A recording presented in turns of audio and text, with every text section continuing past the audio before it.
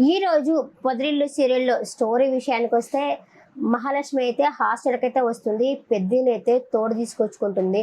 పాప మా అమ్మాయికి కూడా రావాలని లేదు, పెద్దికి కూడా ఈ అమ్మాయిని వదిలిపెట్టాలని లేదు. కానీ మొత్తానికి అతి కష్టం మీద అయితే అమ్మాయిని అయితే హాస్టల్కి తీసుకొస్తారు.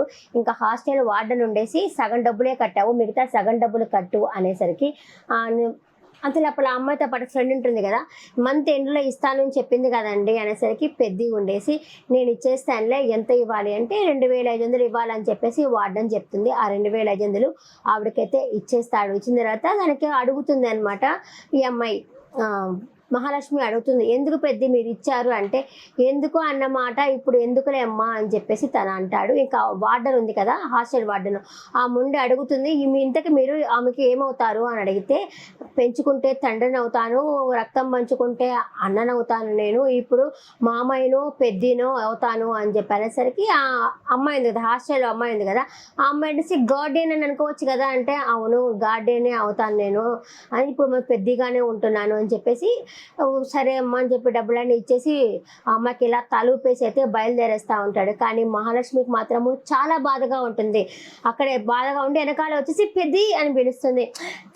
తనతో పాటే వచ్చేస్తుందేమో అనేసి చాలా ఎగ్జైట్మెంట్తో ఉంటాడు. ఇలా వెనక్కి తిరిగి చూసేసరికి తను రాలేదు కదా, ఉత్త బ్యాగ్ తీసుకొని వచ్చి, ఎందుకు పెద్ద మీ కళ్ళల్లో నీళ్ళు వస్తున్నాయి అంటే, లేదమ్మా ఇప్పుడు ఒక అన్న చెల్లెల్ని పెళ్లి చేసి పంపించేటప్పుడు బాధపడతారు కదా, అలాగే ఒక తండ్రి కూడా అలాగే కూతురు పెళ్లి చేసి పంపించేటప్పుడు బాధపడతారు కదా, అలాగే నేను కూడా ఇక్కడ వదిలిపెట్టేటప్పుడు నేనైతే బాధపడుతున్నాను. నా పెంపకంలో ఏమన్నా తప్పు ఉందేమో తెలియదు కానీ ఇలా చక్రాత బిహేవ్ చేశాడు. నేను నా పెంపకమే తప్పు అనుకుంటున్నా, ఎందుకంటే నేనైతే గీత గీచి పెట్టలేదు, ఇప్పుడు నువ్వన్నా గీత గీచి పెట్టి ఉన్నావు, ఆ గీతలోనే ఉండాలని చూసాము మేము కూడా ఉండేసి, కానీ అతను ఎందుకు ఇలా బిహేవ్ చేస్తాడో తెలియట్లేదు, నా పెంపకమే తప్పై ఉంటుందమ్మా, నన్ను క్షమించమ్మా అనేసరికి, అదేమి లేదు పెద్ద మీ పెంపకం ఏమంత తప్పై ఉండదు అని చెప్పేసరికి, సరేనమ్మా నువ్వు జాగ్రత్త, ఇది నువ్వు ఏమన్నా అనుకుంటావో ఏమో తెలియదు కానీ నీకైతే జాగ్రత్త చెప్తున్నాను, నైట్ మాత్రము నువ్వు ఒంటరిగా ఉండబాక, వెళ్ళేటప్పుడు వచ్చేటప్పుడు ఆటోలోనే వస్తూ ఉండు, అలాగే ఎవరిని నమ్మబాక, ఎవరిని శత్రువులను చేసుకోబాక, అందరితో మంచిగా ఉండనేసి, ఎంత చిన్న పిల్లకాయని స్కూల్లో వదిలిపెడితే ఎలా చెప్తారో అలా చెప్తాడు మహాలక్ష్మికి.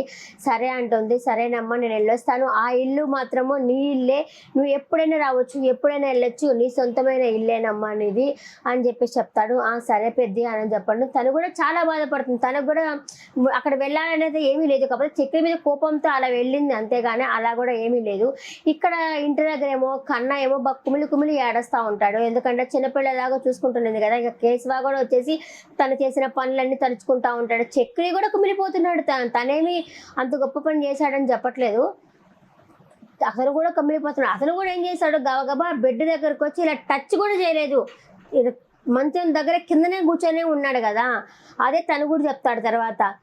అందరూ బాధపడతా ఉంటారు. ఇంకా తను వచ్చేస్తాడనమాట. మాధవ కూడా ఆటో వేసుకుని గబగబ చేసేకి, హై వదినొచ్చింది అని చెప్పేసి గబగబా కేశవ వాళ్ళైతే వస్తారు. ఇతను రాలేదు, ఆమె రాలేదు, ఇతను మాత్రమే దిగుతాడు. ఎక్కడన్నా వదిన ఎక్కడ అని చెప్పి కేశవ కాదు కన్నా అడుగుతాడు. రాలేదనేసరికి ఇంకా చక్రి కూడా ఉండేసి, అది కాదు నువ్వన్న పోతే నచ్చ చెప్పి తీసుకొని వస్తామనుకున్నాను, నచ్చ చెప్పలేదా అని చెప్పి అడుగుతాడు మాధవతో వచ్చేసి చక్రి.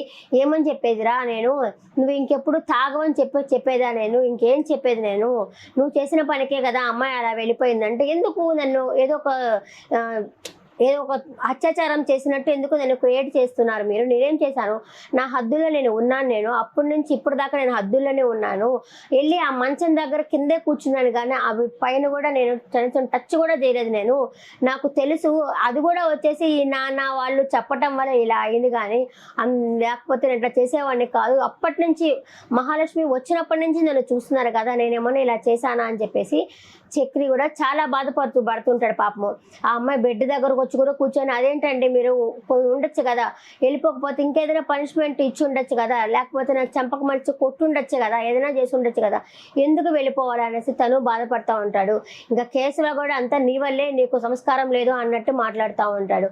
ఇక పెద్ద కూడా నిద్ర పోతాడే కానీ నిద్ర అయితే రాదనమాట, ఎందుకంటే కాపలా ఉండాలనుకున్నాను, కాపలా మర్చిపోయాను నేను అని చెప్పేసి తను బాధపడుతుంటాడు, కేశవ బాధపడుతుంటాడు, ప్రతి ఒక్కరూ ఆ ఇంట్లో బాధపడేవాళ్ళు, ఎందుకంటే కొన్ని స్వీట్ మెమరీ ఉంటుంది కదా.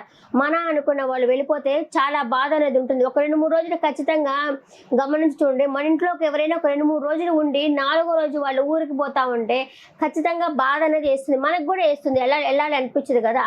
మళ్ళీ అలవాటైతే మళ్ళీ మామూలు అయిపోతుంది, కానీ లేకపోతే ఖచ్చితంగా చాలా బాధ ఉంటుంది. అలాగే బాధపడతా ఉంటారు వాళ్ళు. ఇలా నన్ను మీరెందుకు ఇలా అత్యాచారం చేసినట్టు చూస్తున్నారని చెప్పి చక్రి కూడా వాళ్ళందరితో మాట్లాడడం అయితే జరుగుతుంది. ఇంకా వాళ్ళ నాన్న అయితే వస్తాడనమాట. వాళ్ళ నాన్నకి ఇప్పుడు దాకా తెలియదు అనుకుంటా. వాళ్ళ నాన్న కూడా వస్తాడు. వాళ్ళ నాన్న వచ్చేసరికి చక్రి ఇట్లా కాలర్ పట్టుకొని, నీ వల్లే నేను ఇదంతా చేశాను, నీ వల్లే తన ఇంట్లో నుంచి వెళ్ళిపోయిందంటే తను షాక్ అవుతాడు. ఏంది ఇంట్లో నుంచి వెళ్ళిపోయిందా, 4 గాడిదలాగా ఉన్నారు చూసుకోలేకపోయారంటే ఏమని చెప్పేది, తను ఎవరి మాట వినడం లేదు, వెళ్ళిపోయింది అని చెప్పేసి చక్రి అయితే కోపడతా ఉంటాడు.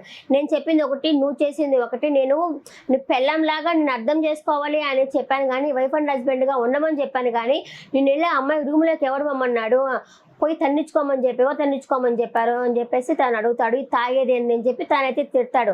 అయినా కూడా చక్రికి వాళ్ళ నాన్న మీద కోపంతో కర్ర తీసుకొచ్చి వేసి కొడతా అన్నట్టు అనేసరికి ఇంకా కేశవ కన్న వచ్చి ఆ కర్ర విడిపిస్తారనమాట. కానీ అతను చాలా బాధపడుతున్నాడు. ఖచ్చితంగా చక్రి చేసింది తప్పు కాదు అని నేను చెప్పలేను, కానీ ఏదో తాగి అలా చేశాడు. ఈ అమ్మాయి కూడా సడన్గా ఇల్లు పోవడం కూడా కరెక్ట్ పద్ధతి కాదు.